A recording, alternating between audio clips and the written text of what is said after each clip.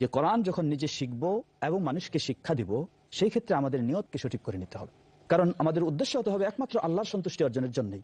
আজকে যদি আমি মনে করি যে আমি বিশাল একজন প্রসিদ্ধ কারি, প্রসিদ্ধ মুফাসসিরে কোরআন, এটা মানুষই আমাকে বাহবা দিবে, এই জন্য যদি করতে যাই, তাহলে আমাদের জন্য বিপদ, বিশাল বিপদ। কারণ আল্লাহ রাসূল সাল্লাল্লাহু আলাইহি ওয়াসাল্লাম যে হাদিস বর্ণনা করেছেন, আউয়ালু মান ইউসাআরু বিন-নার, সর্বপ্রথম যাদেরকে দিয়ে জাহান্নামে আগুন জ্বালানো হবে 3 শ্রেণী, তার মধ্যে কোরআন, যে পৃথিবীতে কোরআনের কারি ছিল।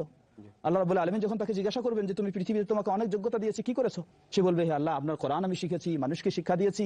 আল্লাহ বলবেন যে না, তুমি মিথ্যা বলতেছো। এজন্য রাসূলুল্লাহ সাল্লাল্লাহু আলাইহি ওয়াসাল্লাম কোরআন হুজ্জাতুন লাক আও আলাইক, তখন বলা হবে কি, আল্লাহ রাব্বুল আলামিনের পক্ষ থেকে বলা হবে, ওয়াকাদ কিলা লাক, তুমি যে উদ্দেশ্যে কোরআন শিখেছো, যে উদ্দেশ্যে কোরআন মানুষকে শিক্ষা দিয়েছো, قرأت القرآن ليقال أنك قارئ ওয়াকাদ কিলা লাক, তুমি সেই উদ্দেশ্য দুনিয়াতে পেয়ে গেছো, অতএব আখিরাতে তোমার আর কিছু নেই।